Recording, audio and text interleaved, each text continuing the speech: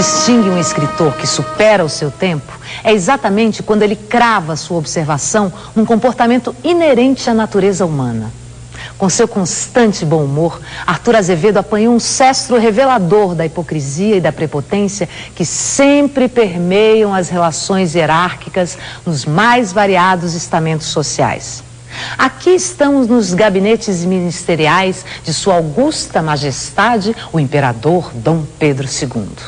Mas, fim do relato, ninguém duvidará que esse conto é da mais absoluta atualidade e que em Brasília ou em qualquer outro centro de poder, nos dias de hoje, percorre-se sempre a mesma escala, de cima para baixo.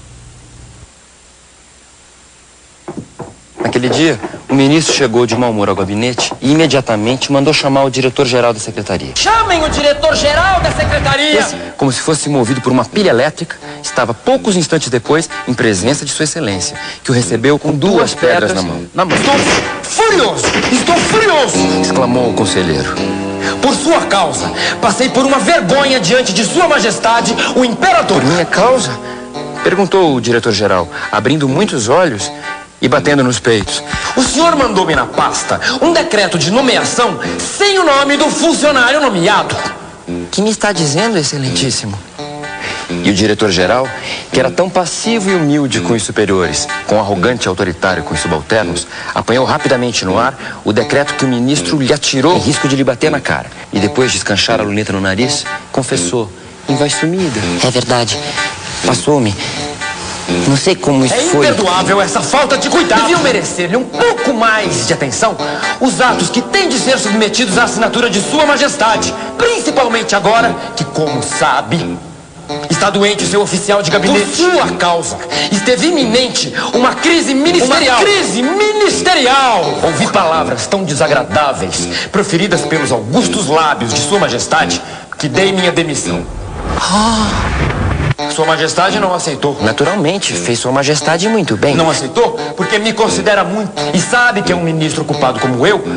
É fácil escapar um decreto mal copiado. Peço mil perdões a Vossa Excelência, protestou o diretor-geral, terrivelmente impressionado pela palavra demissão. O acúmulo de serviço fez com que me escapasse tão grave lacuna. Mas afirmo a Vossa Excelência que de agora em diante hei de ter o maior cuidado em que se não reproduzam fatos dessa natureza. O ministro deu-lhe as costas, encolheu os ombros, dizendo: bom, mande reformar essa porcaria. O diretor-geral saiu fazendo muitas misuras e, chegando no seu gabinete, mandou chamar o chefe da terceira seção, que o encontrou fulo de cólera. Estou furioso.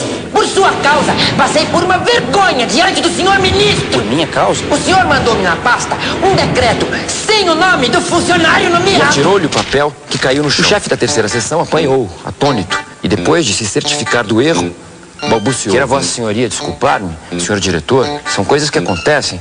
Havia tanto serviço e todo tão urgente. O senhor ministro ficou, e com razão, exasperado. Tratou-me com toda consideração, com toda afabilidade, mas notei que estava fora de si.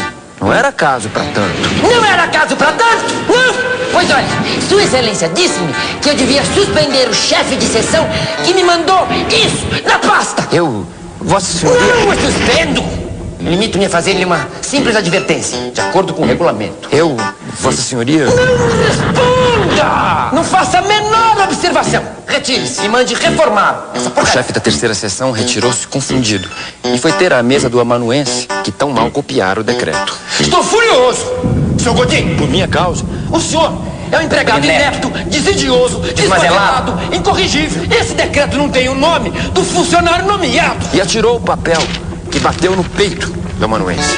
Eu devia propor a sua suspensão por 15 dias ou um mês. Limito-me a repreendê-lo, na forma do regulamento, que eu teria ouvido se o senhor diretor-geral não me tratasse com tanto respeito e consideração. O expediente foi tanto que eu não tive tempo de reler o que escrevi. Ainda confessa! Fiei-me em que o senhor chefe passasse os olhos... Cale-se! Cale-se! Quem sabe se o senhor pretende ensinar-me quais sejam as minhas atribuições? Não, senhor. Peço-lhe que me perdoe essa falta. Já lhe disse, e trate de reformar essa porcaria! O amanuense obedeceu. Acabado o serviço, tocou a campainha. Apareceu um contínuo. Por sua causa, passei por uma vergonha diante do chefe da seção! Por minha causa? Sim, por sua causa! Se você ontem não tivesse levado tanto tempo a trazer o caderno de papel imperial que ele pediu, não teria eu passado a limpo esse decreto com tanta pressa. Que comi o nome do nomeado. Foi porque... Não se desculpe! Você é um contínuo muito relaxado. Se o chefe não me considerasse tanto, eu estava suspenso. E a culpa seria sua. Retire-se. Mas... Retire-se, já lhe disse! E deve dar-se por muito feliz. Eu poderia queixar-me de você. O contínuo saiu e foi vingar-se num servente preto que cochilava num corredor da secretaria. Estou furioso! Por sua causa, passei pela vergonha de ser arrependido por um figurinha! Por minha causa? Sim! Quando te mandei ontem buscar na portaria aquele caderno de papel imperial, por que te demoraste tanto? Porque... Cala a boca! Cala a boca! Isso aqui é andar muito direitinho, entende? Porque no dia em que eu me queixar de ti, ao porteiro, estás no olho da rua, serventes não faltam!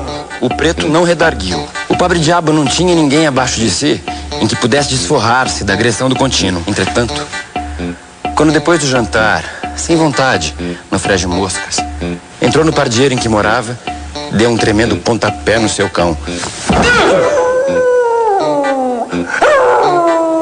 O mísero animal, que vinha alegre dar-lhe boas-vindas, grunhiu, grunhiu, grunhiu e voltou a lamber-lhe humildemente os pés. O cão pagou pelo servente, pelo contínuo, pelo amanuense, pelo chefe da seção, pelo diretor-geral e pelo ministro.